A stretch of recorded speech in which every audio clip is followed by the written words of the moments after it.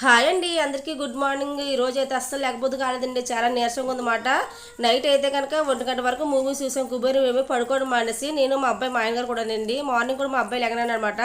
ఇంకా 1 గంటకు పడుకుందామంటే 1 గంటకు అస్సలు నిద్ర పట్టలేదండి. ఫుల్గా దగ్గు వచ్చేస్తుందన్నమాట. ఏదో నిద్రపోతున్నప్పుడు ఈ దగ్గు కూడా తగ్గదండి, గ్యాప్ లేకుండా వస్తుందన్నమాట. కూర్చున్నప్పుడు అంత పెద్దగా రాదు కానీ సరే అని చెప్పేసి ఇంకా మార్నింగ్ లేకూడదు అనుకుంటే మా అబ్బాయి కూడా లెగనంటున్నాడు. ఇంకా మా ఆయన గారు ఇప్పుడు ఏం పని లేదు కదా, సెలవు పెట్టినా కానీ పంపించారన్నమాట.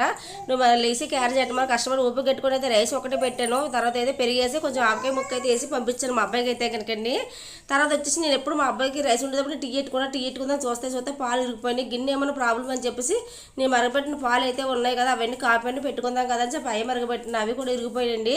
ప్రాబ్లం ఏంటంటే నైట్ మరగబెట్టాక వేడిగా ఉన్నప్పుడు నేనైతే కానీ కూరది అదే నిన్న కర్రీ ఉంటాం కదండి, అదైతే తోమేసి దాని మీద పెట్టాను. కారం అయితే దిగిపోయింది అయితే కానీ మార్నింగ్ అయితే పాలు ఇరిగిపోయినాయండి. ఇంకా ఏమీ చేయలేక తెలియక ఆకలి బాగా వేస్తుందని చెప్పేసి డికాషన్ పెట్టుకొని తాగాను.